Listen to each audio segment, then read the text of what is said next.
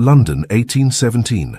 Harrington House's chandeliers spilled warm gold over the ballroom as England's finest spun and laughed under the carved ceiling.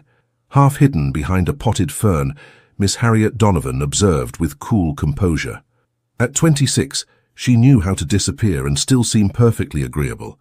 "Another season begins," she murmured to herself, adjusting her pale blue evening gown, a colour chosen not for fashion, but for its ability to render her nearly invisible among the vibrant peacocking of the ton. 7 seasons had passed since her debut. 7 years of watching younger women, some barely 18, being courted, proposed to and wed while she remained firmly on the shelf. Not that she hadn't received offers. There had been several.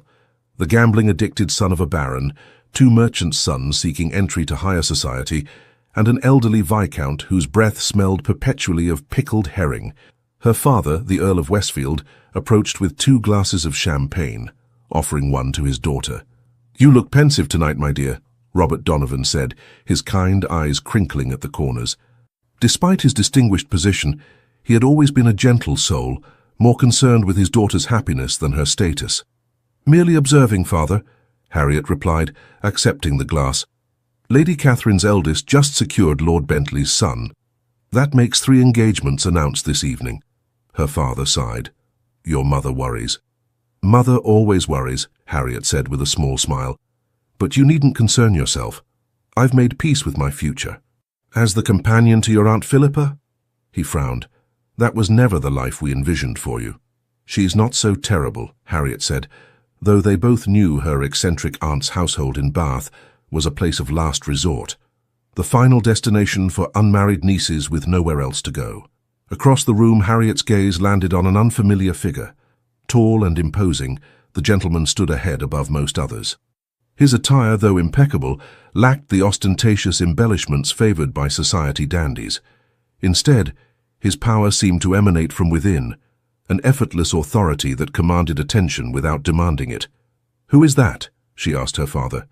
The Earl followed her gaze and straightened immediately. "Good heavens, that's Sebastian Goddard, the Duke of Ravenswood. I didn't realize he had returned to London." Ravenswood? Harriet tried to recall what little she knew of the man. "Hasn't he been abroad?" "For years. After his father's death, he retreated to his estates in the north, then to the continent. Some say he was instrumental in several diplomatic negotiations during the war, though he's never sought credit for it. He looks—" Harriet searched for the right word. "Severe. Brilliant man. Frightfully wealthy, even by ducal standards. They say King George himself seeks his counsel on occasion." Her father lowered his voice. "But he's never shown the slightest interest in taking a duchess. Half the matchmaking mamas in London have tried and failed." Harriet watched as Lady Jersey, one of society's most formidable hostesses, approached the Duke. Even she seemed to tread carefully in his presence. "I imagine he finds the season tedious," Harriet mused. "As do you," her father pointed out with a knowing smile. "Yes, but I attend out of duty. What brings a man like him to something as trivial as Lady Harrington's ball?" Before her father could speculate, they were interrupted by her mother, the Countess of Westfield, accompanied by a young man whose eager expression immediately put Harriet on guard. "Harriet, darling," Barbara Donovan said with forced brightness, "you remember Mr. Edmund Chadwick? His father has just purchased that lovely estate in Hertfordshire." The evening progressed as so many others had before. Polite conversation, a dance with Mr. Chadwick, who stepped on her toes twice before telling her at length about his collection of stuffed birds, and eventually a retreat to the card-room, where elderly matrons commented on her enduring beauty, a thinly veiled reference to her advancing age. Near midnight, seeking a moment's respite, Harriet slipped into the relative quiet of Lady Harrington's conservatory. The air was thick with the scent of exotic blooms, and moonlight streamed through the glass ceiling, casting everything in silvery light. She sank onto a stone bench beside a small fountain, closing her eyes to savor the peaceful burble of water. "You disappeared rather abruptly." The deep voice startled her. Harriet's eyes flew open to find the Duke of Ravenswood standing before her, his expression unreadable in the shadows. "Your Grace," she said, rising quickly and dropping into a curtsy. "Forgive me, I didn't hear you approach." "Please sit," he said, his tone making it less a request than a gentle command. After a moment's hesitation, he joined her on the bench, maintaining a proper distance. "You're the Earl of Westfield's daughter." It wasn't a question, but she nodded nonetheless. "Miss Harriet Donovan, Your Grace." "Sebastian Goddard," he replied, as though she might not know who he was. "I'm aware," she said, then bit her lip at her forwardness. To her surprise, the corner of his mouth lifted slightly. "Yes, I suppose you would be." He studied her with an intensity that should have made her uncomfortable, but instead sparked something warm in her chest. "You're different from the others." "Different?" "7 seasons, and not once have you manipulated an introduction to me. Not once have you or your family orchestrated an accidental meeting. You've never giggled behind your fan in my presence, or feigned a swoon to attract my attention." Harriet stared at him in astonishment. "You've noticed me before?" "I notice everything, Miss Donovan." His eyes, which she now saw were a striking shade of grey, held hers. "I've observed you since your debut. That's—" she searched for the right word, "somewhat disconcerting." To her surprise, he laughed, a rich, genuine sound that transformed his austere features. Refreshingly honest as well. "Tell me, why are you hiding in the conservatory instead of entertaining potential suitors?" "I might ask why a duke is doing the same," she countered. "Touché." He inclined his head. "I find these gatherings tedious, but occasionally necessary." "As do I," she admitted. "Though in my case it's expected that I continue to participate in the marriage mart, despite overwhelming evidence that I'm destined for spinsterhood." "Are you?" he asked, his expression sobering. "Destined for spinsterhood?" 7 seasons would suggest so. Besides, I'm practically ancient by society's standards. Most gentlemen prefer younger brides who haven't developed such inconvenient habits as reading political journals and expressing opinions. Something flickered in his eyes, interest perhaps, or amusement. Dreadful habits indeed. A comfortable silence fell between them, broken only by the gentle splash of the fountain. Harriet found herself relaxing in his presence, a strange circumstance given his reputation for intimidating even the most confident members of society. "We should return," she said finally, though reluctantly. "My absence will be noticed eventually. As will mine." He rose and offered his hand to help her stand. When her fingers touched his, a jolt of awareness shot through her. "Thank you for the conversation, Your Grace," she said, withdrawing her hand as quickly as propriety allowed. "Sebastian," he corrected, then added more formally, "to my friends, of which I have very few." "I doubt we know each other well enough for such familiarity," she replied. His smile was slow and deliberate. "Not yet, perhaps." 2 nights later, Harriet found herself at Lord and Lady Whitmore's dinner party, seated between Mr. Chadwick, still enthusiastic about his taxidermy, and an elderly general who was profoundly deaf in his left ear, the one facing her. Across and down the table sat the Duke of Ravenswood, engaged in what appeared to be a deeply serious conversation with their hostess. He hadn't so much as glanced in Harriet's direction all evening, making her wonder if their encounter in the conservatory had been some sort of peculiar dream. The dinner progressed through multiple courses, each more elaborate than the last. By the time dessert was served, an impressive construction of spun sugar and crystallized fruits, Harriet had resigned herself to an evening of nodding politely at Mr. Chadwick's discourse on the proper preservation of pheasant feathers. Then, during a momentary lull in conversation, the Duke rose to reach for the salt cellar. As he did so, he leaned slightly toward Harriet, and in a voice meant only for her ears, murmured, "Finalement eu a rencontré," which means "finally I found you" in Portuguese. The foreign words, spoken in a perfect accent, caught her completely by surprise. Harriet gasped audibly, a small, startled cry escaping her lips before she could prevent it. The entire table fell silent, all eyes turning toward her. Heat flooded her cheeks as she realized she had become the center of attention, the very position she had spent 7 years carefully avoiding. The Duke settled back in his chair, the barest hint of a smile playing at the corner of his mouth. His eyes, fixed on hers across the table, held not mockery, but something far more dangerous, satisfaction. The silence stretched, becoming increasingly uncomfortable, until Harriet did the only thing she could think of. She reached for her wine glass and raised it slightly. "I was just thinking," she said, her voice steadier than she felt, "that we haven't properly acknowledged our gracious hosts for this splendid evening. To Lord and Lady Whitmore." Relief washed over the table as the guests murmured their agreement and raised their glasses. Conversation gradually resumed, the momentary disruption forgotten by all, except Harriet and the Duke, whose gaze remained fixed on her with undisguised interest. Later, as the ladies withdrew to the drawing-room, leaving the gentlemen to their port and cigars, Lady Elizabeth Norwood, Harriet's cousin and closest confidant, pulled her aside. "What happened at dinner?" she whispered. "I've never seen you lose composure like that." "It was nothing," Harriet insisted, though her flushed cheeks suggested otherwise. "A momentary indisposition." Elizabeth's skeptical expression made it clear she wasn't convinced. "It wouldn't have anything to do with the Duke of Ravenswood watching you all evening, would it?" "He wasn't watching me," Harriet protested, though her heart quickened at the suggestion. "My dear cousin, that man hasn't taken his eyes off you since we arrived." Elizabeth fanned herself dramatically. "If he looked at me that way, I'd swoon on the spot. What did he say to make you jump so?" Harriet hesitated. "He spoke to me in Portuguese." "Portuguese, whatever for?" "I haven't the faintest idea." But she did have an idea, a troubling one that had been forming since their encounter in the conservatory. The Duke of Ravenswood, for reasons she couldn't begin to comprehend, had singled her out for attention, and what's more, he seemed to know things about her that he shouldn't, like her private study of Portuguese literature, a passion she had shared with no one but her family. When the gentlemen rejoined the ladies, Harriet deliberately positioned herself within a group of chattering young women, making it difficult for anyone to approach her directly.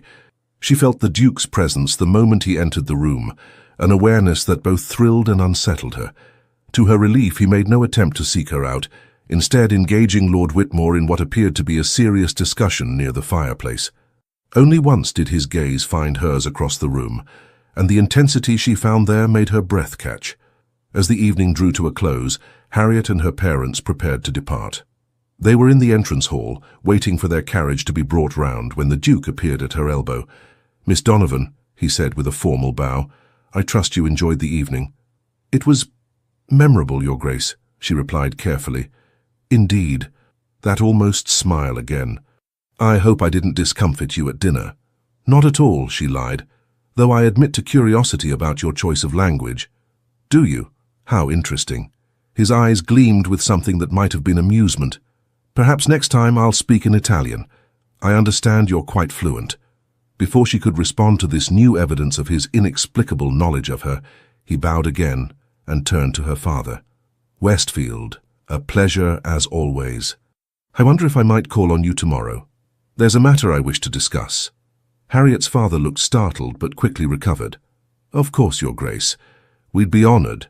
The Duke's eyes flicked to Harriet once more. "Until tomorrow, then." As their carriage rolled through London's darkened streets, Harriet's mind raced with questions. Why would the Duke of Ravenswood, one of the most powerful men in England, take such an interest in her? What had he meant by, "Finally, I found you"? And most puzzling of all, how did he know about her private scholarly pursuits? "He wishes to call tomorrow," her mother said, breaking the silence. Her tone was carefully neutral, but Harriet could hear the underlying excitement. "How interesting." "Indeed," her father agreed. "Though what business he could have with us, I cannot imagine." But Harriet could imagine, and the possibility both terrified and exhilarated her. For the first time in 7 seasons, she found herself looking forward to the morrow with something other than resignation. The following afternoon found Harriet unusually particular about her appearance. She had changed her gown 3 times, before settling on a simple day dress of deep emerald that complemented her auburn hair. Not that she was trying to impress the Duke, she told herself firmly. She merely wished to present herself with appropriate dignity. "You look lovely, dear," her mother said, entering Harriet's bedchamber, "though I can't recall the last time you wore that particular shade." "It's not too much?" Harriet asked, smoothing the skirt nervously. Her mother smiled knowingly. "Not at all. It brings out the gold in your eyes." Downstairs, they found the Earl in his study, reviewing correspondence. "Your mother tells me you've taken unusual care with your appearance today," he said without looking up. "I always strive to be presentable," Harriet replied primly. Her father's eyes, so like her own, twinkled with amusement. "Of course. It has nothing to do with our expected visitor." Before Harriet could form a suitably dignified response, their butler, Simmons, appeared at the door. "His Grace the Duke of Ravenswood," he announced, with a gravity befitting the visitor's rank. Sebastian Goddard entered the room with the confident bearing of a man accustomed to command. He was dressed impeccably, in a dark blue coat that emphasized the breadth of his shoulders, buff breeches, and polished Hessian boots. His cravat was tied in a simple style that somehow managed to look more elegant than the elaborate confections favored by society's dandies. "Your Grace," the Earl said, rising to greet their guest. "Welcome to Westfield House." "Thank you for receiving me on such short notice," the Duke replied, bowing to the Countess before turning to Harriet. His eyes lingered on her for a moment longer than was strictly proper. "Miss Donovan." "Your Grace," she responded with a curtsy, fighting to keep her voice steady. Once they were settled, with tea served and initial pleasantries exchanged, the Earl leaned forward slightly. "You mentioned a matter you wished to discuss?" "Indeed." The Duke set down his teacup with deliberate care. "I'll come directly to the point. As I have no taste for unnecessary circumlocution, I have come to request permission to court your daughter." The silence that followed his declaration was absolute. Harriet felt as though all the air had been sucked from the room. Surely she had misheard. Her father recovered first. "I see. This is rather unexpected. For you, perhaps," the Duke said, his calm demeanor unruffled. "For me, it is the culmination of a long period of observation and consideration." "You've been observing our daughter?" the Countess asked, her tone somewhere between flattered and concerned. "Since her debut," he confirmed, echoing what he had told Harriet in the conservatory. "I found her immediately intriguing, intelligent, composed, and refreshingly genuine in a society that prizes artifice above all else." "But you never approached her," the Earl pointed out. "Not once in 7 seasons. I had obligations that kept me away from London for extended periods," the Duke explained, "and I wish to be certain. Marriage is not a step I take lightly."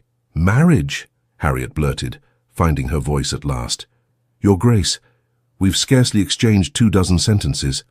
His gaze, when it turned to her, held an intensity that made her breath catch. "Quality of conversation matters more than quantity, Miss Donovan. Besides, I know far more about you than you might imagine." "So it would seem," she replied, remembering his knowledge of her linguistic studies. "Though how that could be, I cannot fathom." A small smile played at the corners of his mouth. "Your father and mine were at Oxford together. Did you know?" The Earl nodded slowly. "We were acquainted, though not particularly close. Different circles. Nevertheless, he remembered you with respect," the Duke continued. "When I inherited the title, I made it my business to know the character of every significant family in England. Yours stood out for its integrity, a rare commodity in our society." "That explains your knowledge of our family," Harriet said, "but not your specific interest in me." "Doesn't it?" he countered. "A family of substance and principle might be expected to raise a daughter of similar quality. When I observed you at your debut, standing apart, watching the proceedings with intelligent eyes, rather than throwing yourself into the fray, my interest was piqued." "You've been watching me for 7 years," she said slowly, trying to make sense of it. "From a distance." "Not always from a distance," he corrected.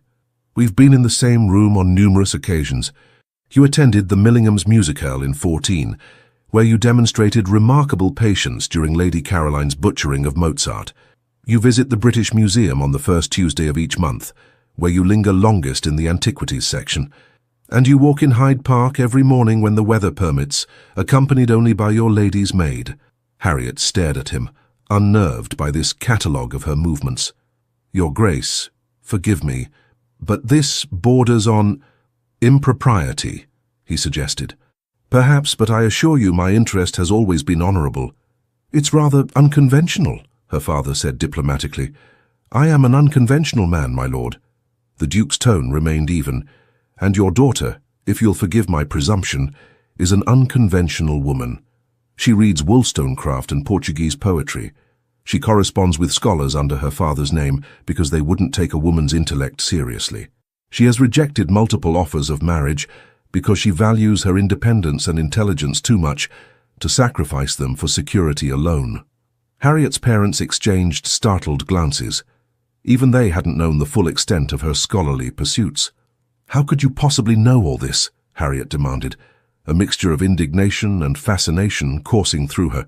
For the first time, the Duke appeared slightly uncomfortable. I have resources at my disposal, and an interest in ensuring that my future Duchess would be a woman of substance, as well as breeding. You investigated me, she said flatly. I learned about you, he corrected gently. There's a difference. The Earl cleared his throat. While your interest in our daughter is flattering, Your Grace, I must consider her feelings in this matter. Harriet is not a political alliance or a business transaction. I'm well aware of that, my lord. For the first time, a trace of emotion colored the Duke's voice. If she were, I would have married years ago. I seek a partner, not a possession. And if I don't wish to be courted? Harriet asked, surprising herself with her boldness. Sebastian Goddard regarded her steadily. Then I will respect your decision, Miss Donovan. I have no desire to pursue an unwilling woman. But I ask only that you give me the opportunity to present myself properly, not as the Duke of Ravenswood, but as the man I am when the weight of that title is set aside. Something in his tone, a note of genuine vulnerability beneath the confident exterior, touched Harriet in a way she hadn't expected. I would need time to consider, she said carefully. Of course. He inclined his head. Though I hope you'll permit me to call again tomorrow. There is something I wish to show you, something that might help you understand my interest more clearly. After a moment's hesitation, she nodded. Very well, Your Grace. Sebastian, he reminded her quietly, when we're among friends. After the Duke had departed, Harriet faced her parents' curious gazes. Well, her mother said, barely containing her excitement, this is a most unexpected development. Indeed, her father agreed, his expression more thoughtful. The Duke of Ravenswood, I never would have predicted it. Nothing has been decided, Harriet reminded them firmly. This could very well be some peculiar whim on his part. A 7-year whim? Her mother countered. I think not. Besides, you could do far worse than a duke who has clearly gone to considerable lengths to understand you. Or a duke who has been investigating me without my knowledge or consent, Harriet pointed out. It's rather unsettling. Perhaps, her father conceded, but his intentions appear honorable, and he was forthright about his methods, however unconventional. What will you wear tomorrow? Her mother asked, already moving on to practical considerations. Harriet sighed. I haven't decided if I'm receiving him yet. Both her parents looked at her with identical expressions of disbelief. Very well, she admitted. The blue walking dress, I suppose, if we're to go out. That night, Harriet lay awake long past midnight, her mind whirling with questions. The Duke's interest in her defied all logic. She was neither the most beautiful nor the most accomplished young woman of her season. Her dowry, while respectable, was certainly not exceptional enough to attract a man of his wealth. And her age, 26, practically an antique in the marriage market, should have disqualified her entirely. Yet he had watched her for 7 years, learned her habits, her intellectual pursuits, even her private correspondence. It should have frightened her, this silent observation. Instead, she found herself oddly moved by the thought that someone had seen her, truly seen her, when she had spent so long trying to be invisible. Finalmente, you are encontré, she whispered into the darkness. Finally, I found you. The words echoed in her mind, spoken in his deep voice with perfect pronunciation. What did he see in her that others had missed? And what did he intend to show her tomorrow? Sleep claimed her eventually, but her dreams were filled with grey eyes that seemed to see through all her carefully constructed defences. The Duke arrived promptly at 10 the following morning, dressed for riding in a well-cut coat that emphasized his broad shoulders without the excessive padding favoured by fashionable gentlemen. He brought with him a small leather-bound volume, which he presented to Harriet with a formal bow. What is this? She asked, accepting the book and opening it carefully. Inside, she found Portuguese poetry, rare works she had been attempting to locate for years. A small token, he said. I recalled your interest in Lusitanian verse. This is extraordinary, she admitted, turning the pages with reverent fingers. Some of these works aren't available even in the finest libraries in London. I have connections in Lisbon, he explained. When I learned of your interest, I made inquiries. Before we had ever spoken? She asked, looking up at him in wonder. A faint smile touched his lips. As I said, Miss Donovan, I have been observing you for some time. Harriet, she corrected, then blushed at her forwardness. If we are to be friends, As you suggested. His smile deepened, revealing a dimple in his left cheek that transformed his austere features. Harriet, then. And you must call me Sebastian, at least when we're not in formal company. Sebastian, she tested the name, finding she liked the way it felt on her tongue. Thank you for the book. It's a thoughtful gift. It's merely a prelude, he said. If you're amenable, I've arranged something that I think might interest you. Curiosity piqued, Harriet agreed to accompany him on an outing, properly chaperoned by her lady's maid. To her surprise, their carriage, an elegant but understated conveyance bearing the Ravenswood crest, delivered them not to a park or exhibition, but to a modest townhouse in a respectable but unfashionable neighborhood. Where are we? She asked, as a footman helped her descend from the carriage. A place few members of society ever see, Sebastian replied, offering his arm. But one I think you, of all people, will appreciate. The door was opened by a severe-looking woman in her 50s, who bowed formally to Sebastian before ushering them into a small entrance hall. Your Grace, she said, everything is prepared as you requested. Thank you, Mrs. Winters. May I present Miss Harriet Donovan? Harriet, this is Mrs. Winters, who oversees this establishment.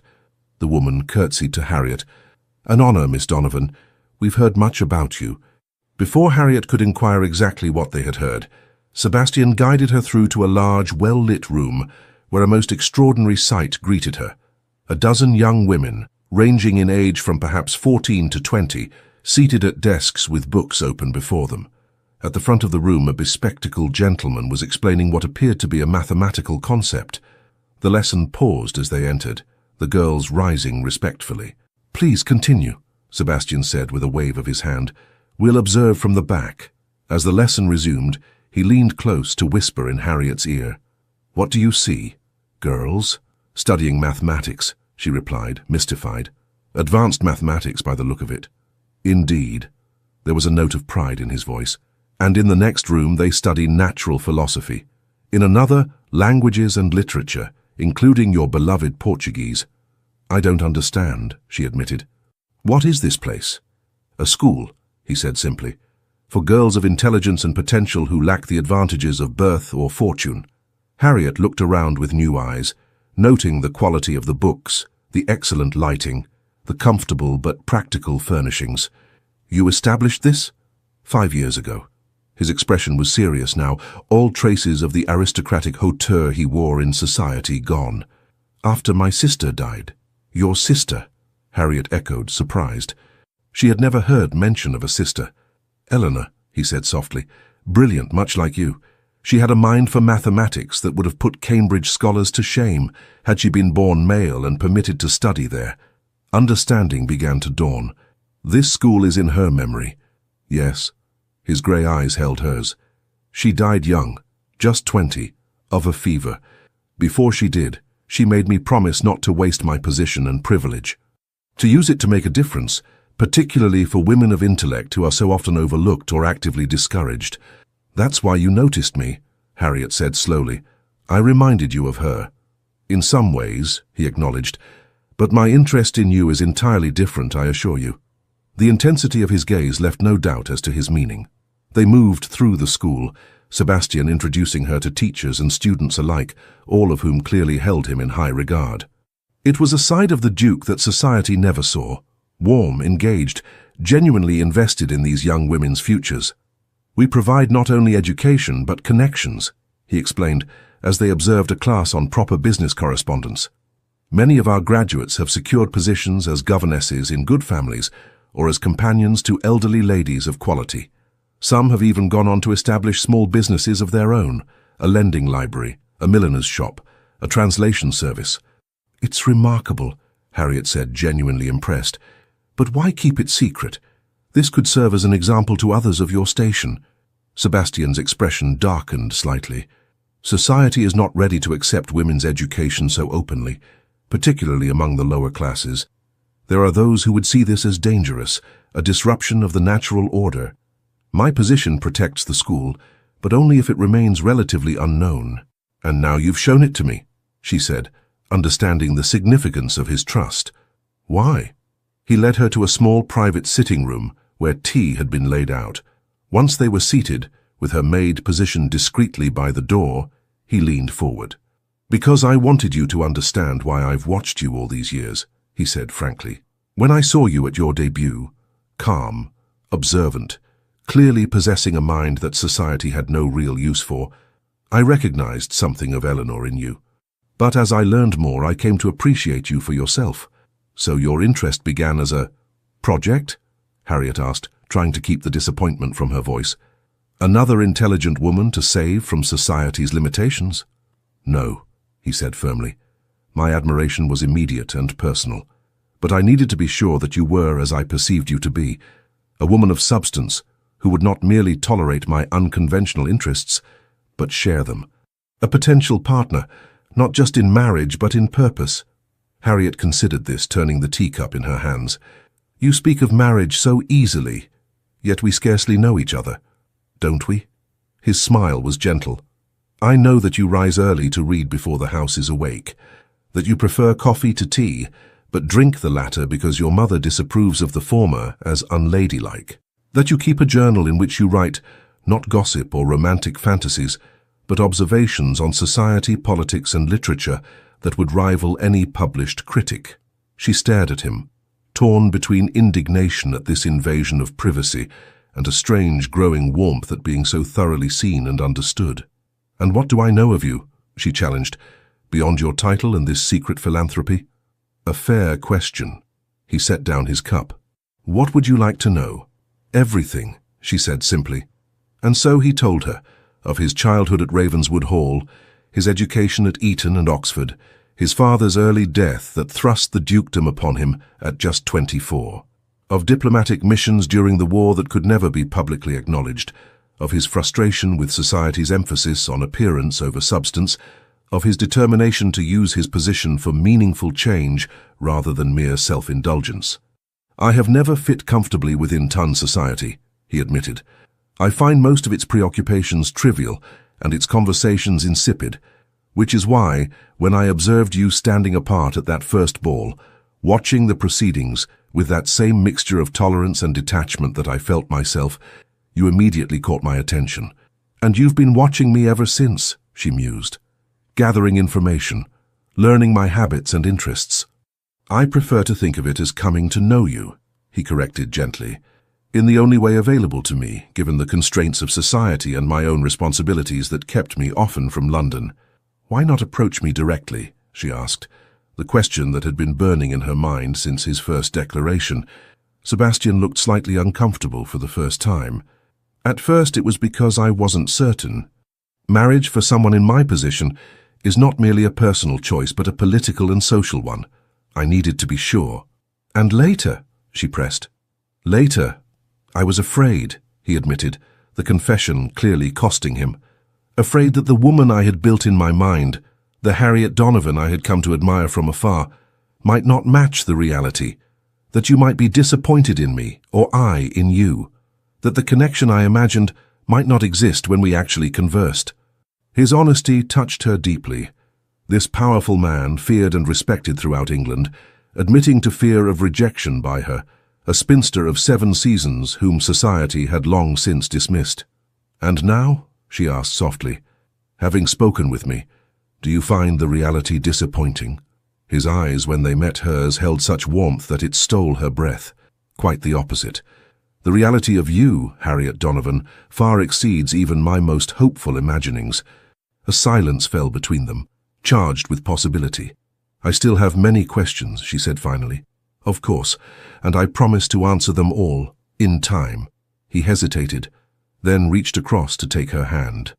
The touch, though proper with her gloves and his, sent a tremor through her. "But for now I ask only this. Will you allow me to court you properly, to show you not just who I am but who we might be together?"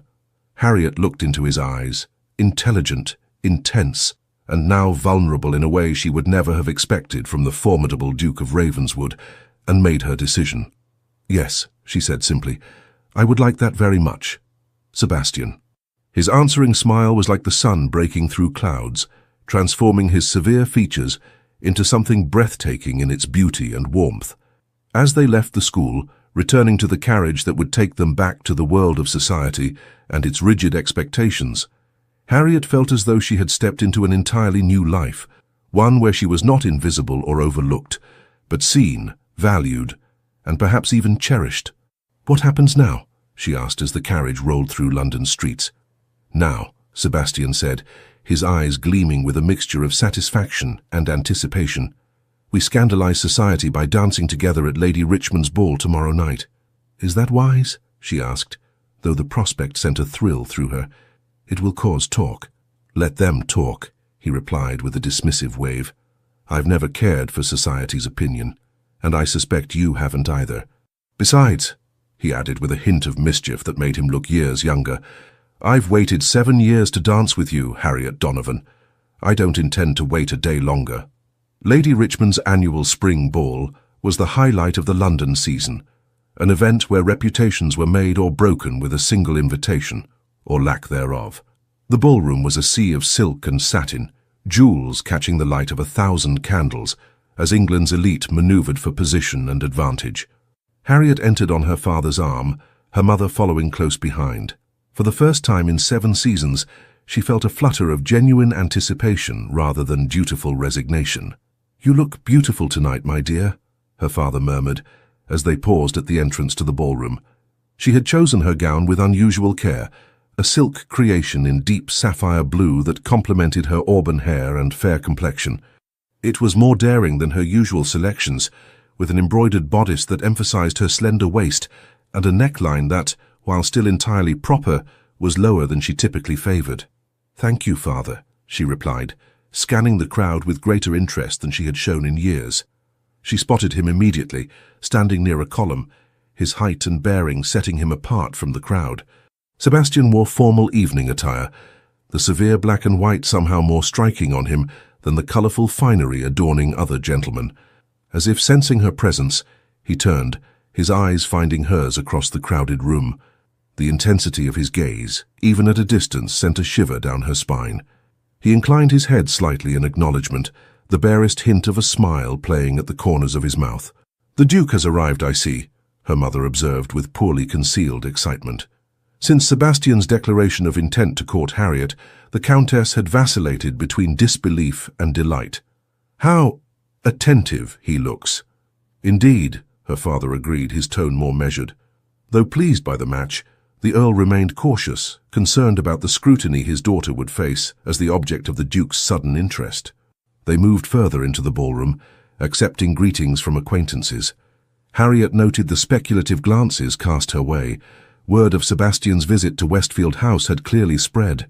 "Miss Donovan," came a familiar voice. Lady Elizabeth Norwood, Harriet's cousin, approached with barely contained excitement. "You must tell me everything at once." "I'm sure I don't know what you mean," Harriet replied primly, though she couldn't suppress a small smile. "Don't play coy," Elizabeth chided, lowering her voice to a whisper. "The Duke of Ravenswood called on your family 2 days ago, and again yesterday. The entire ton is abuzz with speculation." "Is it?" Harriet asked mildly.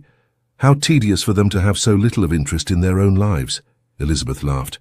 "Oh, you are impossible, but you must admit it's rather extraordinary. 7 seasons without a serious suitor, and suddenly the most eligible bachelor in England appears at your door." "There have been suitors," Harriet corrected, "simply none I cared to encourage." "Until now," Elizabeth observed shrewdly. "You're wearing the sapphire earrings Aunt Barbara saves for special occasions, and that gown is decidedly more flattering than your usual selections." Harriet felt heat rise to her cheeks. "The gown was your recommendation last season, if you recall." "Which you declined to wear until tonight," her cousin pointed out triumphantly. "Admit it, you wish to make an impression." Before Harriet could formulate a suitably dignified response, a hush fell over their immediate vicinity. She turned to find Sebastian approaching, his expression as unreadable as ever to most observers. But Harriet, now attuned to the subtle shifts in his demeanor, noted the warmth in his eyes as they met hers. "Miss Donovan," he said, bowing formally. "You look enchanting this evening." "Your Grace," she replied with a curtsy, aware of the many eyes upon them. "How kind of you to say so." Not kindness, but simple truth. He turned to Elizabeth, who was watching the exchange with undisguised fascination. "Lady Elizabeth, a pleasure to see you again." "Your Grace," Elizabeth managed, dropping into a curtsy. "How unexpected to see you at Lady Richmond's ball. You so rarely attend such functions." "I found I had reason to make an exception this evening," he replied, his gaze returning to Harriet. "Miss Donovan, I believe the next set is about to begin. Might I have the honor?" A collective intake of breath seemed to ripple through the nearby guests. The Duke of Ravenswood, who had famously danced with no one but the occasional foreign princess or daughter of a duke for the past decade, was requesting a set with Miss Harriet Donovan, a spinster of 7 seasons, with no particular claim to beauty or fortune. "I would be delighted, Your Grace," Harriet replied, placing her gloved hand on his proffered arm. As he led her toward the dance floor, she was acutely aware of the stares following them, the whispered comments behind fans and raised hands. "You've caused quite a stir," she murmured, as they took their positions for the quadrille. "Have I?" He seemed genuinely unconcerned. "I merely asked a beautiful woman to dance. Surely that's not so extraordinary." "It is when the gentleman in question is known for avoiding the dance floor as though it were plagued with the pox," she replied with a small smile. He laughed, a rich, genuine sound that drew even more stares. "Perhaps I simply needed the right partner to tempt me." The music began, and Harriet found herself swept into the intricate patterns of the dance. Sebastian moved with unexpected grace for a man of his size, leading her through the steps with confident precision. When their hands met, even through the barrier of gloves, she felt that same jolt of awareness that had surprised her in the conservatory. "You dance beautifully," he said, during a moment when the figures of the dance brought them close together. "As I knew you would."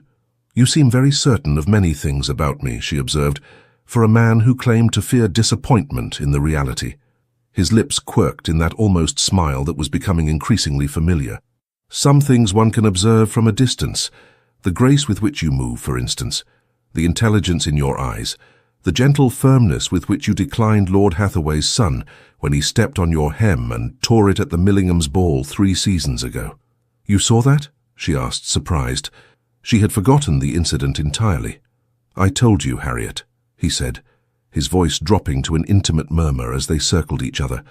"I have been watching you for a very long time."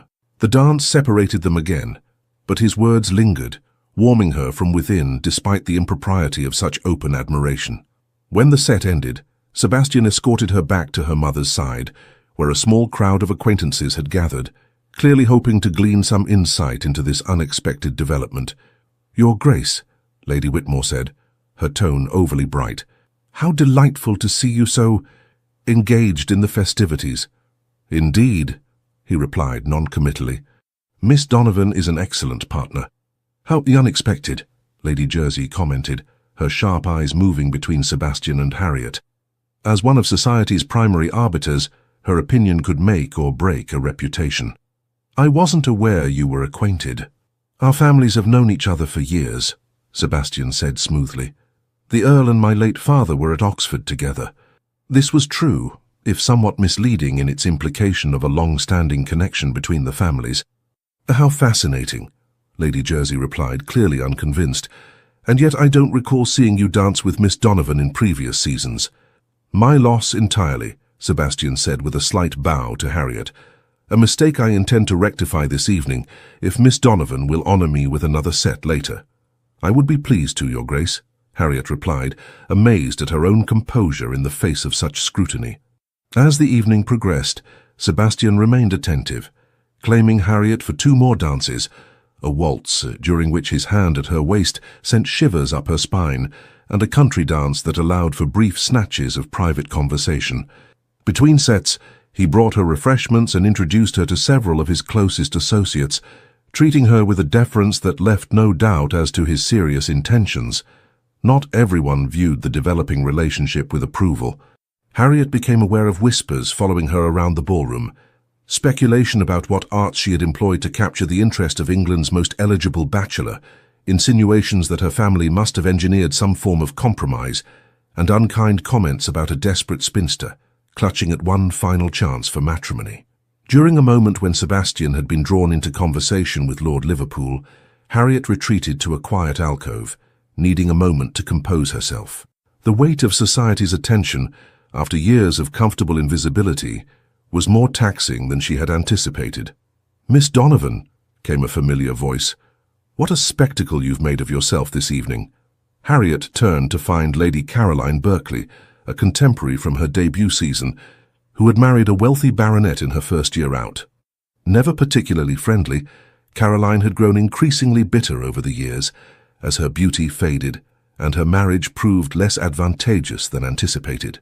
"Lady Berkeley," Harriet acknowledged with a polite nod, "I trust you're enjoying the ball?" "Immensely," Caroline replied with a thin smile. "It's not every day one witnesses such a desperate display. The Duke of Ravenswood, of all people." "Really, Harriet? What did you do to capture his attention?" "I believe that's between His Grace and myself," Harriet said evenly. Caroline leaned closer, dropping her voice to a venomous whisper. "You do realize he's merely amusing himself. Men of his station often develop peculiar tastes.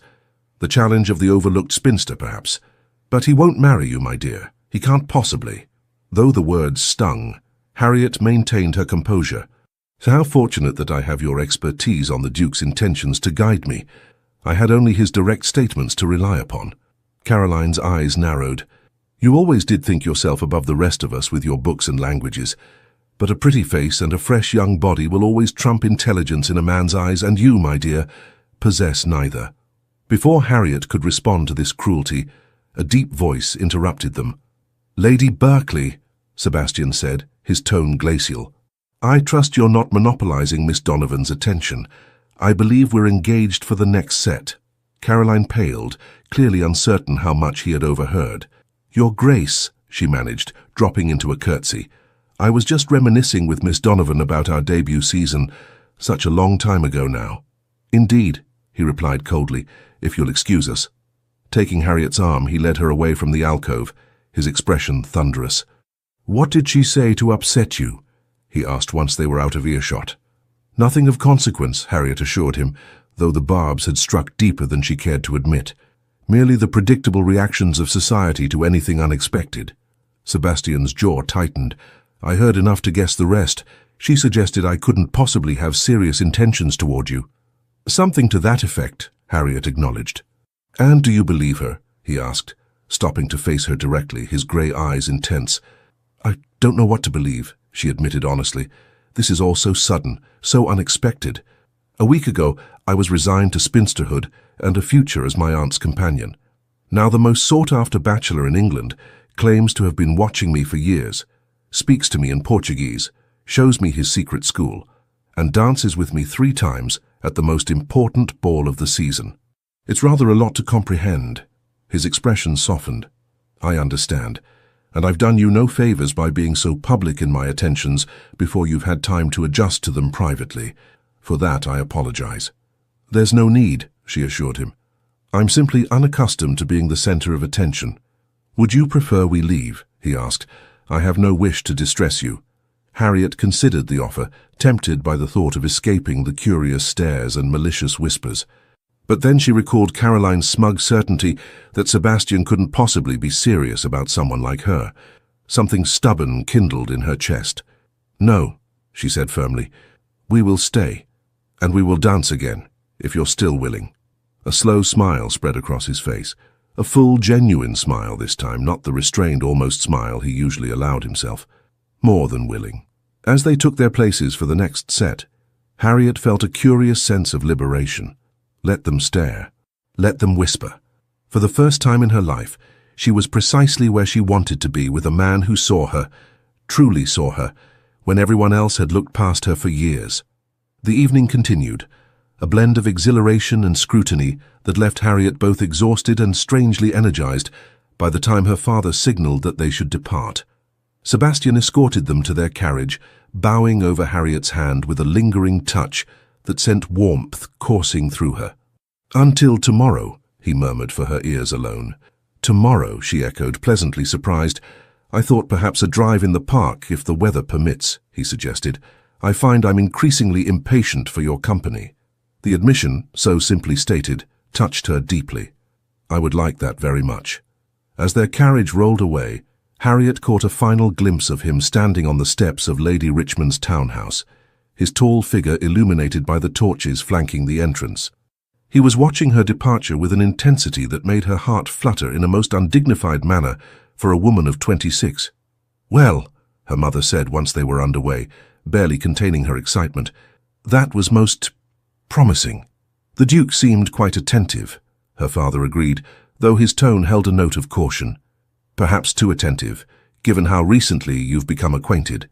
"We've been acquainted for years, according to him," Harriet pointed out. "Just not conversationally." "Yes, this business of him observing you," her father frowned slightly. "It's rather unusual."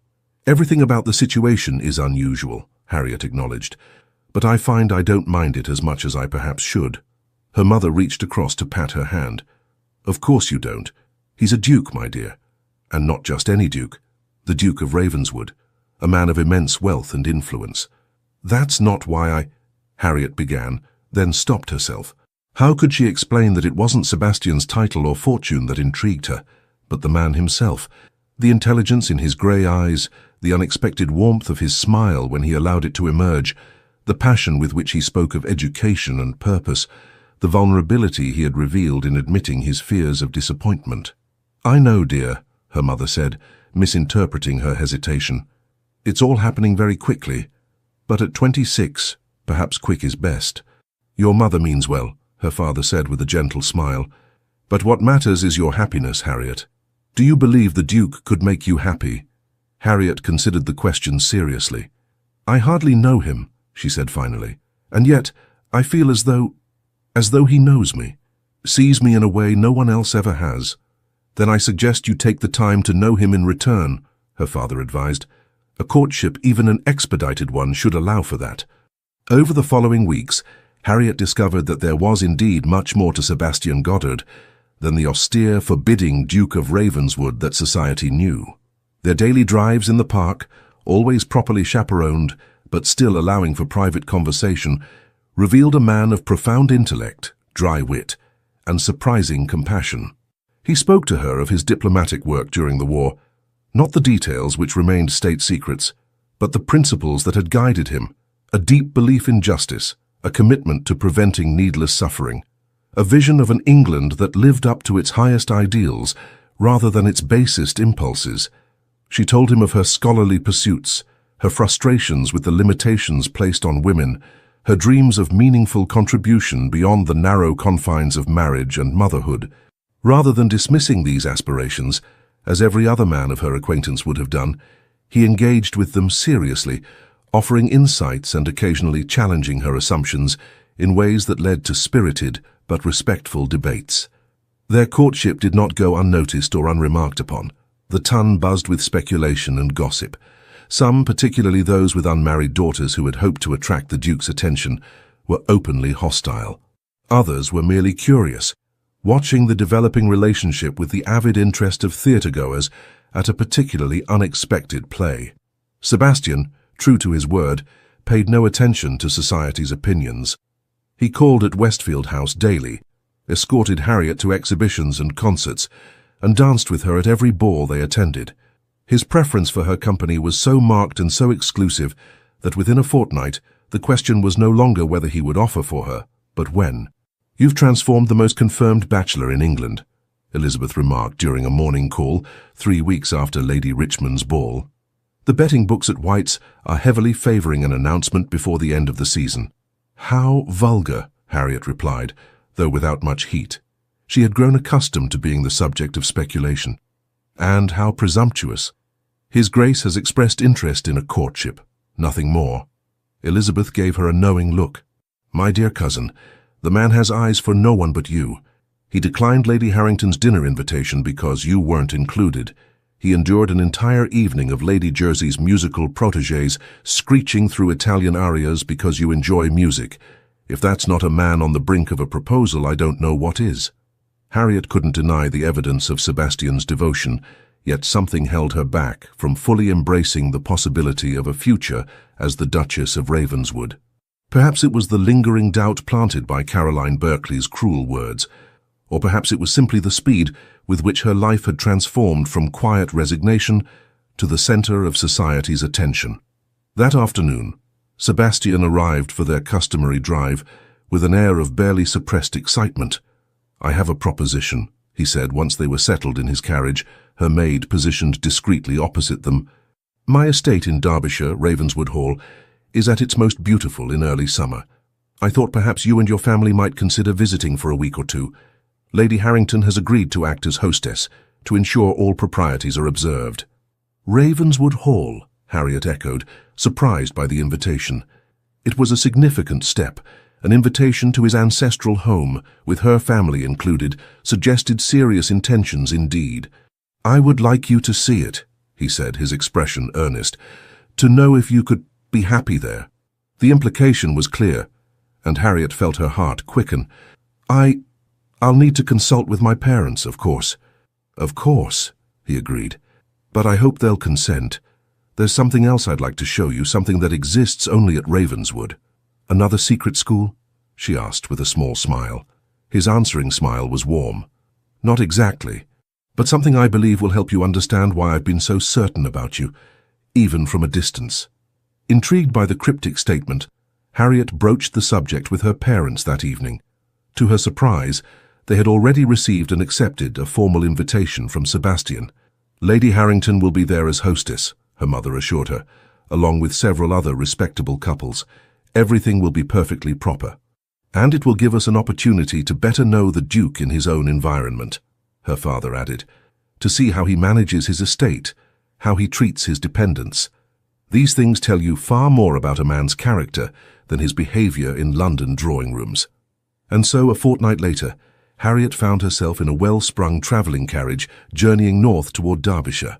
Sebastian had gone ahead several days earlier to ensure all was prepared for their arrival, a separation that had left her feeling strangely bereft after weeks of daily contact.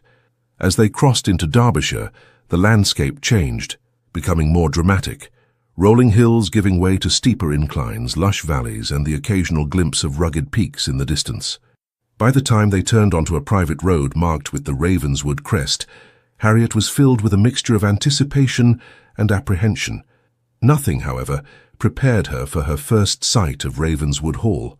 The house rose from a gentle hill, like something from a fairy tale, a magnificent stone structure with turrets and gables, surrounded by formal gardens that gave way to parkland dotted with ancient oaks. A small lake gleamed in the afternoon sun, and beyond it the land rose again toward distant moorland. "Goodness," her mother breathed as their carriage approached along the sweeping drive. "It's like a palace." "One of the finest estates in England," her father agreed, "and one of the most profitable from what I understand. The Duke has modernized the home farm extensively."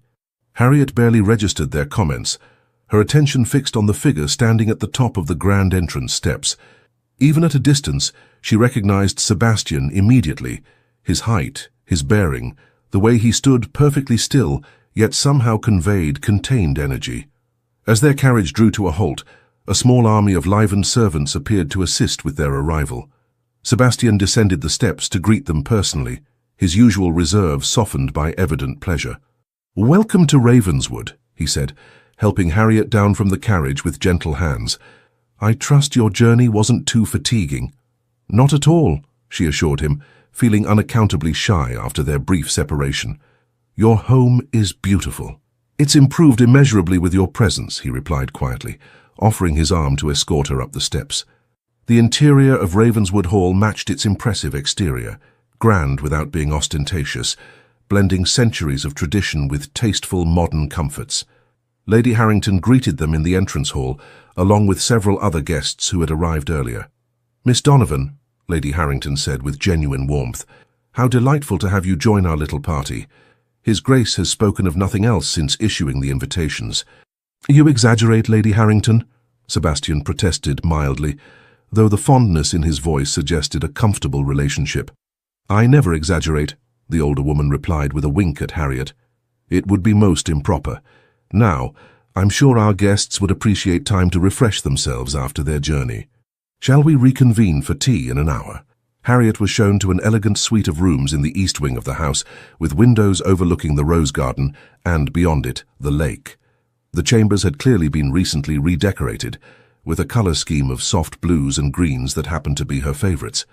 His Grace had the rooms prepared especially, confided the maid assigned to assist her, said they had the best morning light for reading. This thoughtfulness, Sebastian considering her comfort, her preferences, even her reading habits, touched Harriet deeply.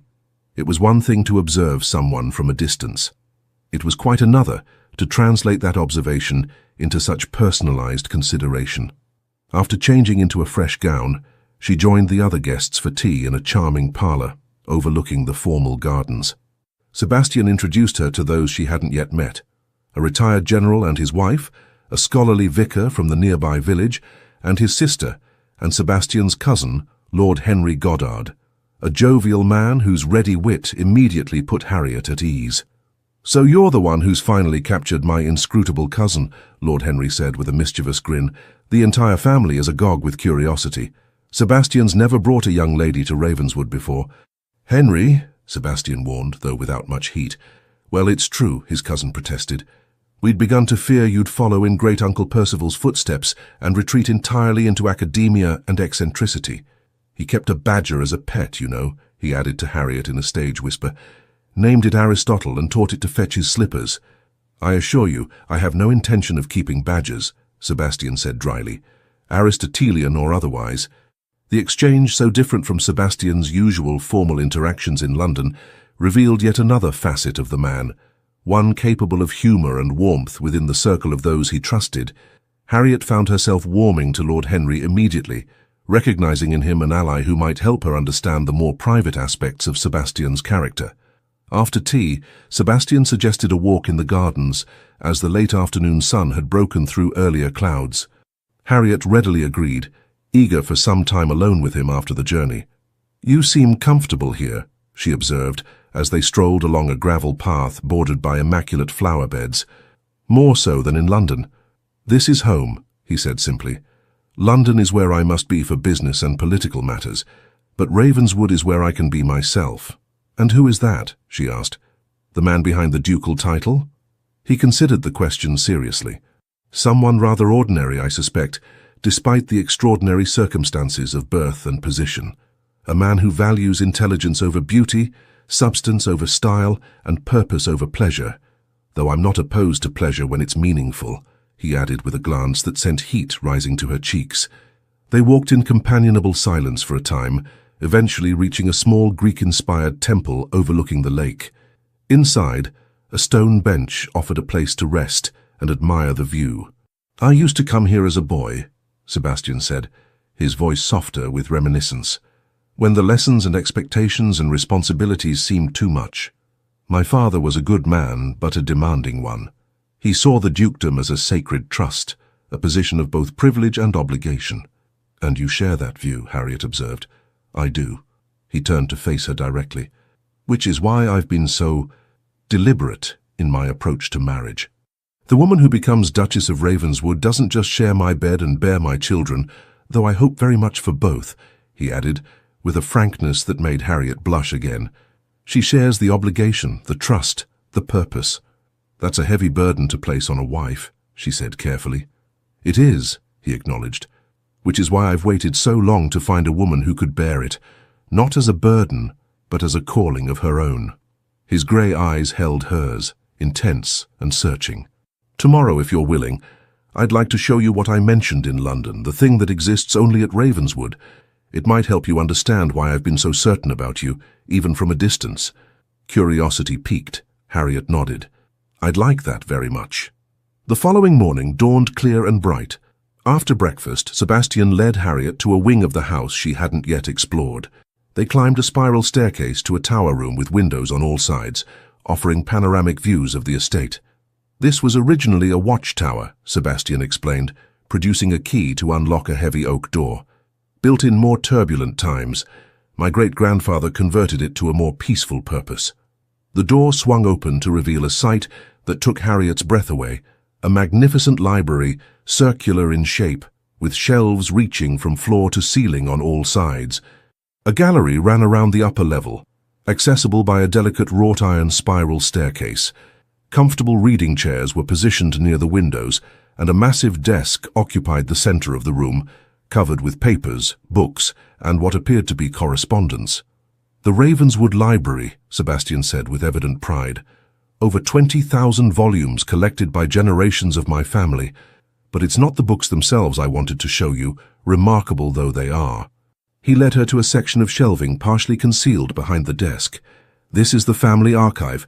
Journals, letters, and personal papers dating back to the first Duke. Each Ravenswood heir is encouraged to maintain the tradition of recording not just events but thoughts, reflections, the inner workings of the mind and heart. Selecting a volume bound in dark green leather, he handed it to Harriet. My father's journal from his time at Oxford, the entry for October 12, 1789. Curious, Harriet carefully opened the book to the date indicated and began to read. The handwriting was firm and precise, much like Sebastian's own. Met Robert Donovan today, a serious young man with a keen mind for mathematics. Unlike most of the fops and dandies that populate this place, he seems to genuinely value learning for its own sake. We had a fascinating discussion on Leibniz's calculus that left Hathaway and his crowd completely baffled. I sensed the beginning of a worthwhile acquaintance. Your father and mine, she said, looking up in surprise. They really were friends. More than I initially realized, Sebastian confirmed, selecting another volume. This is from 2 years later. This entry described a punting expedition on the river, during which her father had eloquently defended the radical notion that women were intellectually equal to men, a position that had nearly led to a fistfight with a particularly conservative fellow student.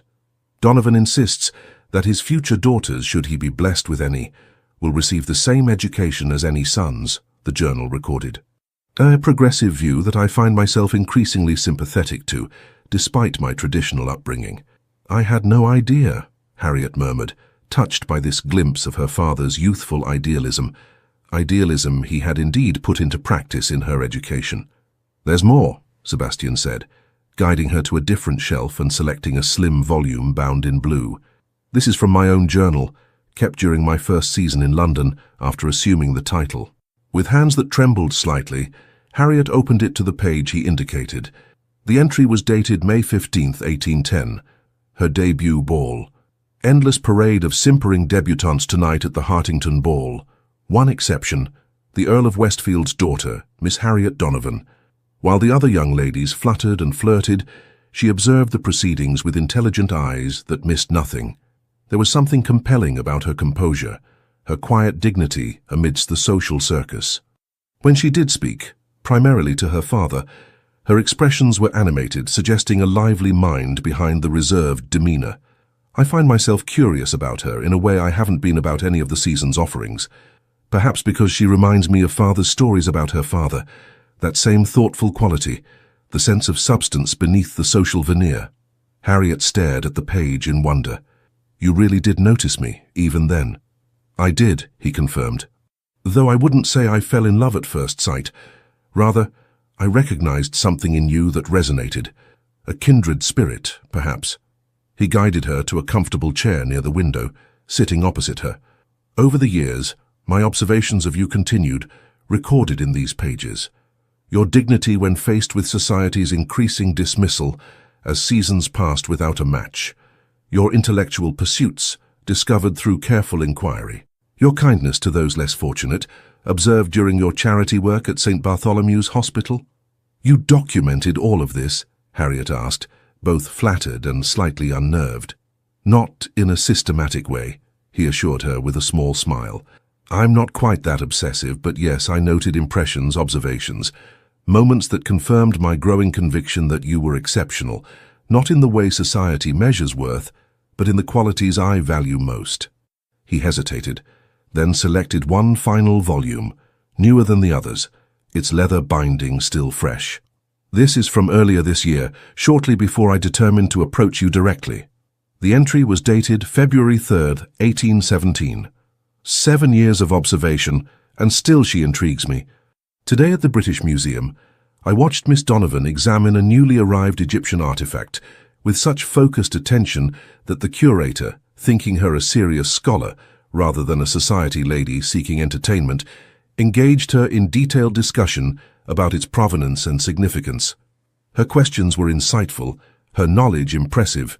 The curator never realized his error, so naturally did she inhabit the role of intellectual equal. And yet society sees only a spinster past her prime, a failure of the marriage market. Their blindness is my fortune, for it has left her unclaimed long enough for me to be certain. I am no longer concerned with political alliances or the expectations of the ton. At 31, I find myself longing for a partner of the mind as well as the heart. Harriet Donovan, with her quiet intelligence and hidden depths, increasingly seems the only possible choice. The question remains whether she would accept such an unconventional courtship from a man she knows only as the forbidding Duke of Ravenswood. Perhaps it's time to discover if the woman I've come to admire from afar could care for the man I truly am. Silence fell as Harriet finished reading, her heart full with the realization of how long and how deeply Sebastian had been considering her. It wasn't a whim or a peculiar fancy, as Caroline Barclay had suggested. It was the culmination of years of genuine admiration and thoughtful observation. "I wanted you to see these," Sebastian said quietly, "to understand that my interest isn't sudden or capricious, that when I say I know you, it's not merely a pretty phrase, but the truth. I've watched you grow from a reserved debutante into a woman of remarkable character and intellect. And in doing so, I have grown from a newly minted duke overwhelmed by responsibility into a man who knows his own mind and heart." He moved from his chair to kneel before her, taking her hands in his. "Harriet Donovan, I love you. Not the idealized version I created in my mind over years of distant observation, but the real woman I've come to know these past weeks. Your wit, your intelligence, your compassion, your quiet strength. I would be honored if you would consent to be my wife, my duchess, my partner in all things." Tears blurred Harriet's vision as she looked down at this powerful man kneeling before her, his usually guarded expression open and vulnerable. For a woman who had resigned herself to spinsterhood, who had watched friend after friend marry while she remained alone, who had begun to believe that no man would ever truly see and value her for herself, the moment seemed almost dreamlike in its perfection. "Sebastian," she said softly, his name a caress on her lips, "you know so much about me, and yet there's one thing you couldn't have observed from a distance."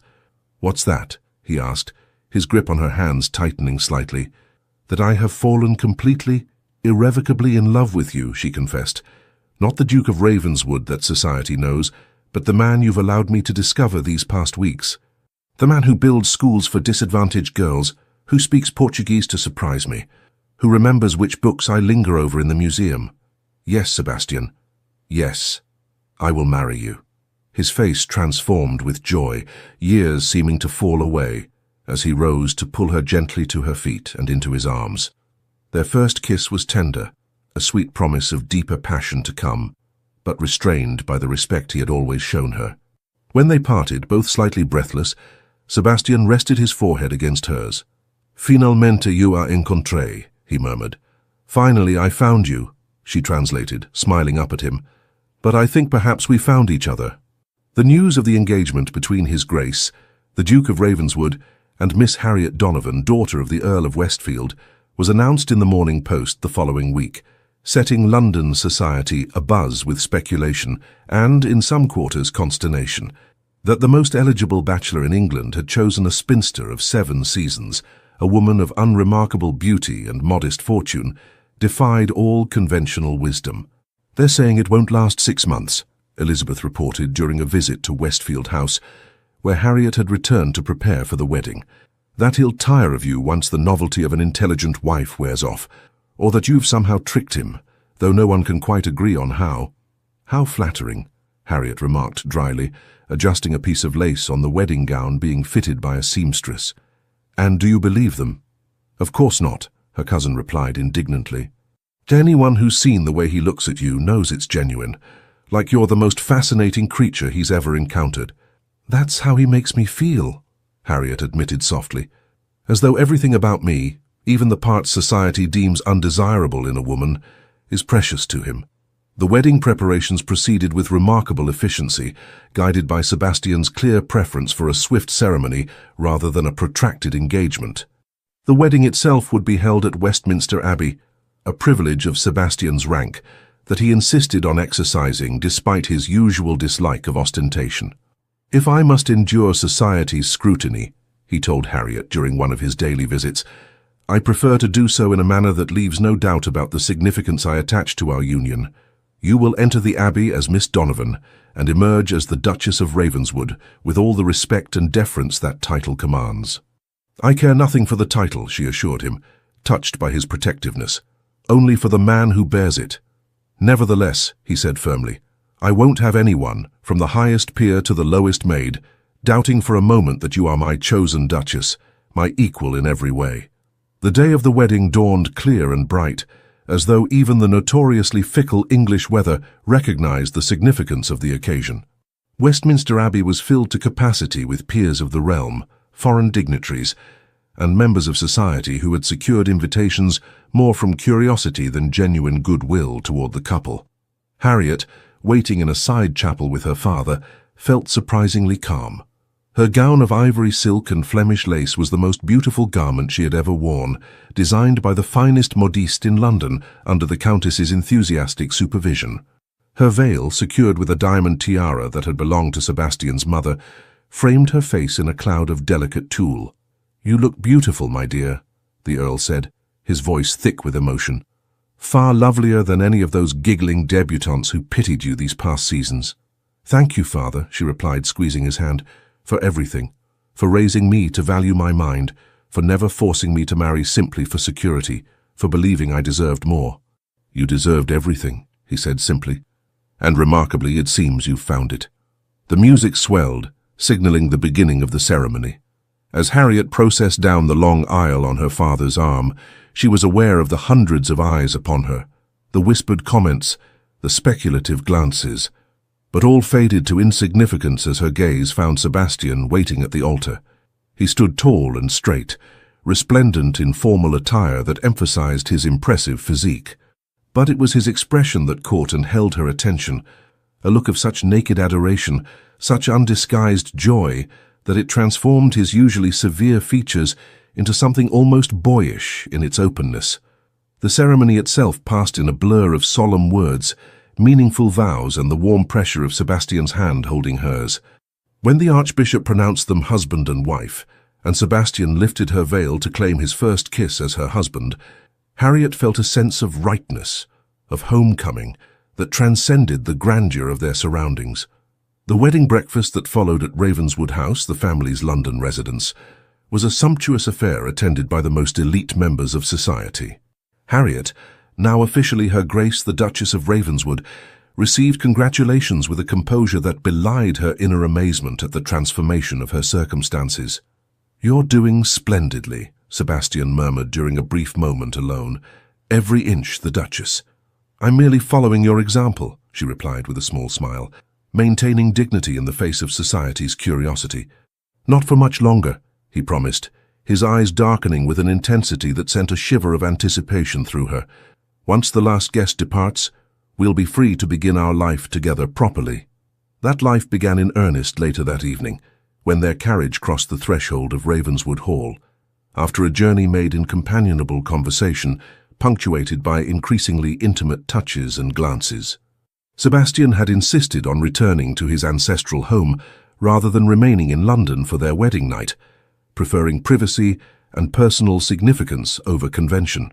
As the carriage rolled to a stop before the grand entrance, Sebastian turned to Harriet with an expression that mingled tenderness with unmistakable desire. "Welcome home, Duchess," he said softly, raising her hand to his lips.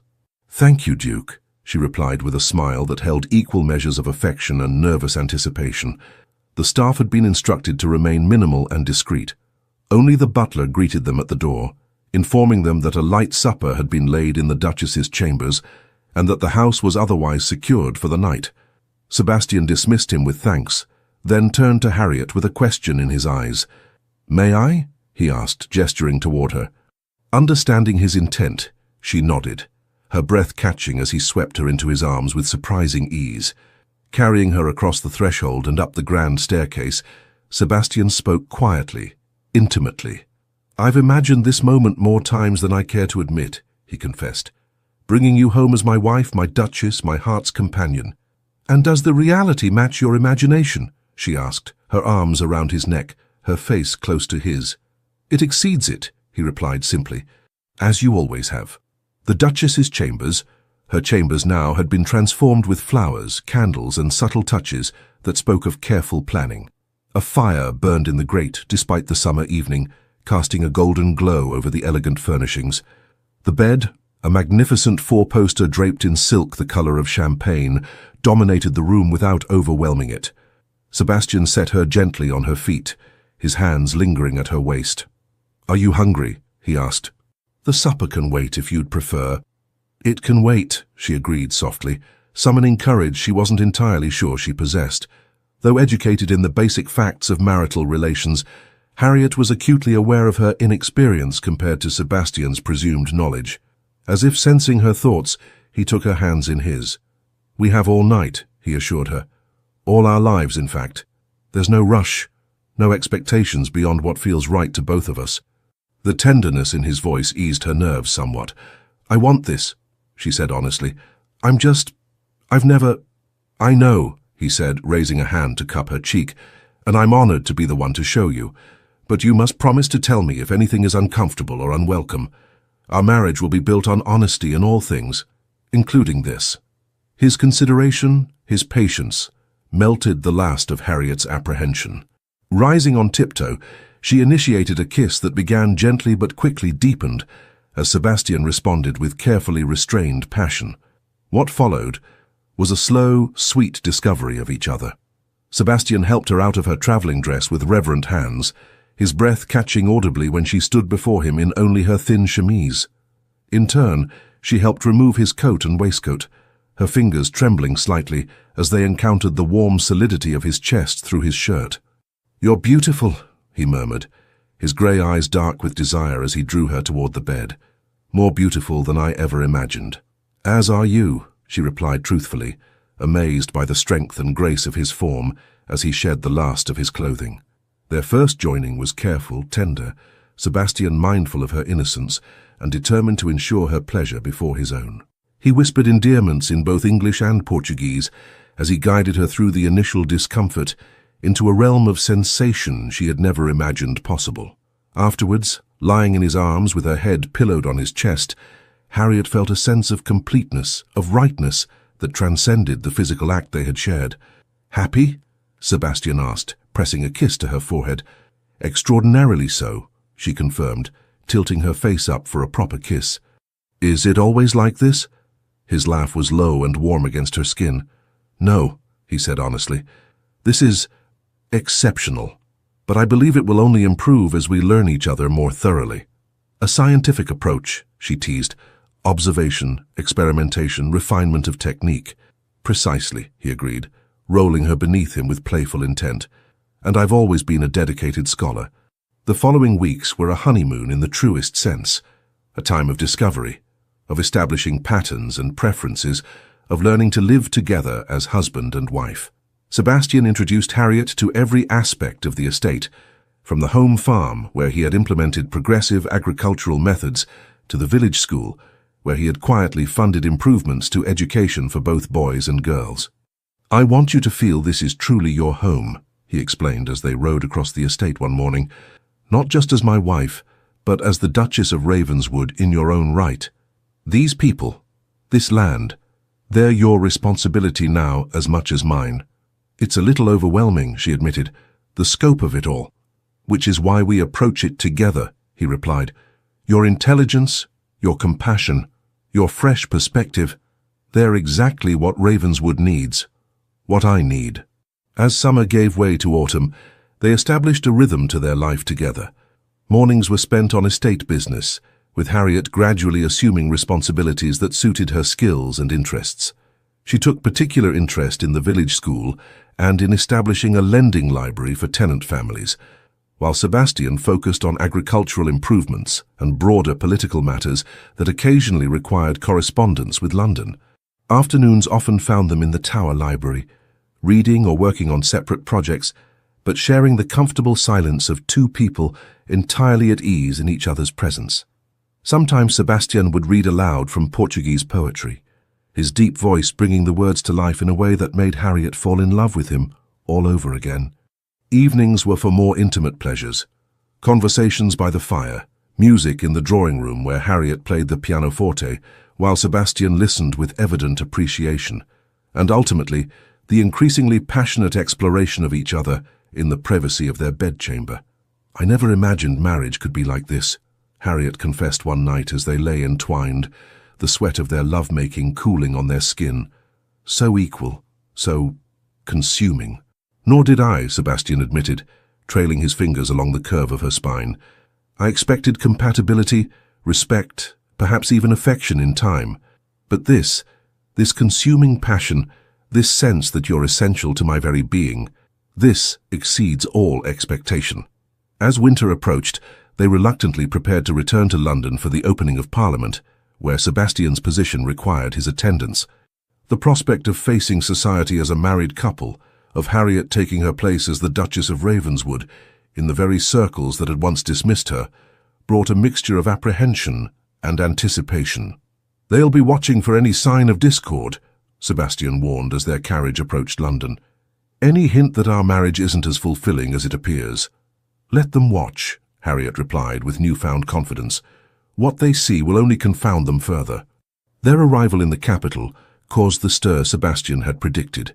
Invitations flooded Ravenswood House as hostesses vied for the honor of presenting the new Duchess to society. With Sebastian's guidance, Harriet selected those events that would establish her position without overwhelming her with superficial socializing. Her first appearance as Duchess was at a formal dinner hosted by the Prime Minister, a deliberate choice that placed her immediately in the highest echelon of society. Dressed in a gown of deep burgundy velvet that complemented her auburn hair and fair complexion, with the Ravenswood diamonds at her throat and ears, Harriet entered the dining room on Sebastian's arm with a composure that belied her inner nervousness. "Her Grace, the Duchess of Ravenswood," the butler announced, and all conversation ceased as heads turned to observe her entrance. Sebastian's hand tightened reassuringly on hers. "Remember who you are," he murmured. "It's not just my wife but a woman of substance in your own right." The dinner proceeded with formal correctness, Harriet seated in a position of honor befitting her rank. The conversation around her was primarily political, touching on matters of international diplomacy and domestic policy that would have excluded most society wives. To the evident surprise of several gentlemen present, Harriet contributed thoughtfully to the discussion, her comments informed by both her own reading and conversations with Sebastian. "Your Duchess is remarkably educated, Ravenswood," observed Lord Liverpool, the Prime Minister, with a mixture of surprise and reluctant admiration. "Indeed," Sebastian agreed, his pride evident, "one of her many qualities that made her the only possible choice for my wife." As the weeks passed, Harriet found her footing in her new role. The initial curiosity about her marriage gave way to a grudging acceptance, as society witnessed the obvious devotion between the Duke and his unconventional bride. Those who had predicted a swift end to the match were forced to revise their expectations as the couple presented a united front at every public appearance. Not all reactions were positive, of course. Caroline Berkeley remained vocally skeptical, suggesting to anyone who would listen that the Duke must surely regret his hasty choice. Her comments might have wounded Harriet in her previous life, but now, secure in Sebastian's love and her own position, they seemed merely petty and irrelevant. "Lady Berkeley continues to predict our imminent estrangement," she mentioned to Sebastian one evening as they prepared for a ball at Almack's. "According to her, you're already seeking consolation elsewhere." "Am I indeed?" he replied with amusement, adjusting his cravat. "How enterprising of me, considering I can scarcely bear to leave your side for parliamentary sessions." "She's particularly fixated on Lady Augusta Hamilton," Harriet continued, naming a young beauty recently arrived from the country. "Apparently you were observed speaking to her for a full 5 minutes at Lady Jersey's musicale." Sebastian moved to stand behind her at the dressing table, meeting her eyes in the mirror. "I was explaining to Lady Augusta that while her singing voice is indeed pleasant, my wife's intellectual conversation provides more lasting satisfaction." Harriet laughed, leaning back against him. "You didn't." "I most certainly did," he confirmed, dropping a kiss on her bare shoulder, though perhaps in slightly more diplomatic terms. The ball at Almack's proved to be something of a turning point in society's acceptance of Harriet. As she and Sebastian moved through the elaborate figures of a quadrille, she became aware of a subtle shift in the atmosphere, a transition from curiosity and skepticism to a more genuine acknowledgement of her position. "You've won them over," Sebastian observed as they took a turn about the room during an interval between dances. "Not that their approval matters to me, but I confess it pleases me to see you recognized as you deserve to be." "I think they're simply growing accustomed to the idea," Harriet replied. "The novelty of our match is fading." "Perhaps," he conceded, "but there's more to it than that. You carry yourself differently now, with confidence, with assurance. You've grown into your role as Duchess in a way that commands respect."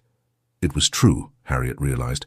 The shy retiring spinster, who had spent 7 seasons fading into the background, had been replaced by a woman who knew her worth, who had been loved and valued for precisely those qualities society had once dismissed as undesirable in a wife. As the London season progressed, Harriet found unexpected fulfillment in aspects of her role as Duchess. While the endless rounds of social engagement still held little appeal, she discovered that her position gave her influence in areas she genuinely cared about. With Sebastian's enthusiastic support, she became a patron of several educational charities, focusing particularly on opportunities for girls from disadvantaged backgrounds. The school Sebastian had established in London expanded under her guidance, adding classes in natural philosophy and mathematics to the existing curriculum. Harriet herself occasionally taught lessons, finding joy in encouraging young minds that reminded her of her own frustrated intellectual curiosity at their age. "You've given this place new life," Sebastian observed during one of their visits to the school. "The girls adore you." "They adore the opportunities," she corrected gently, "as I would have, had such a place existed when I was their age." "Then I'm doubly glad to have created it," he replied, watching with evident pride as she guided a student through a particularly challenging mathematical problem.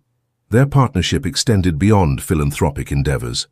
Sebastian increasingly sought Harriet's counsel on political matters, valuing her perspective and analytical mind.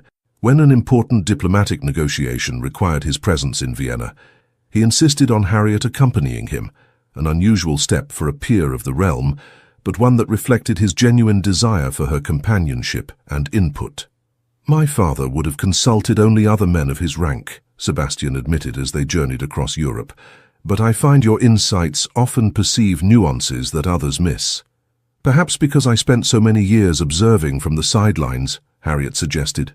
"When one is invisible, one sees much that others miss." "You'll never be invisible again," he promised, taking her hand. "Not to me, not to society, not to history." The Vienna Congress proved to be a triumph for both Sebastian's diplomacy and Harriet's social grace. The Austrian nobility, less bound by English prejudices, readily accepted the intelligent Duchess of Ravenswood, and several influential diplomatic wives sought her company specifically.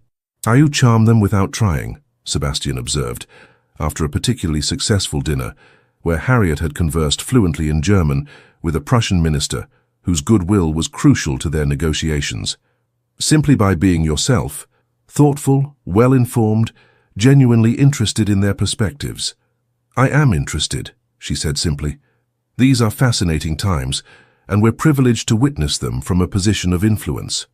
Upon their return to England, life settled into a pleasing rhythm divided between London and Ravenswood Hall.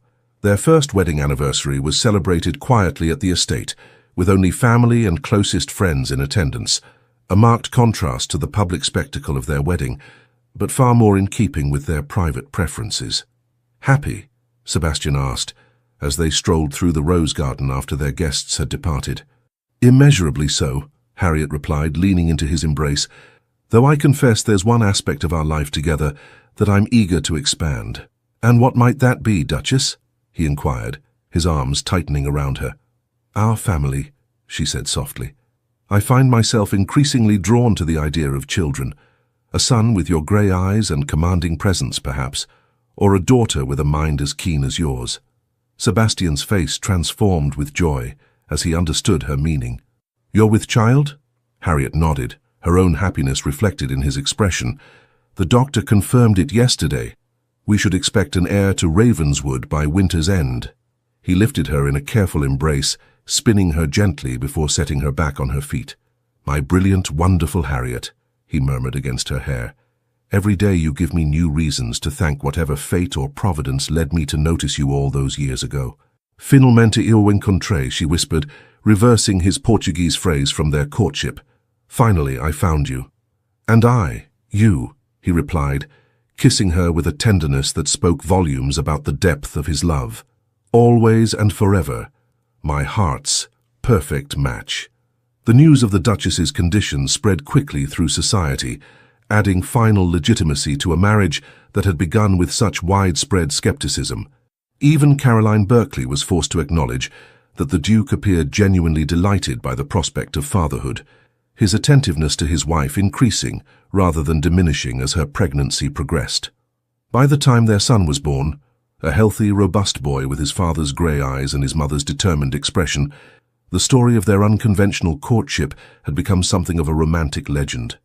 The spinster who had watched 7 seasons of debutantes marry before capturing the heart of England's most elusive duke was now firmly established as one of the most respected and admired women in society.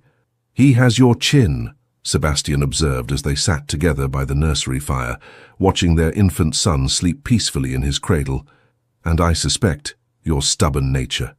"Heaven help us if he has yours," Harriet replied with a fond smile. "One utterly determined Goddard in the family is quite enough.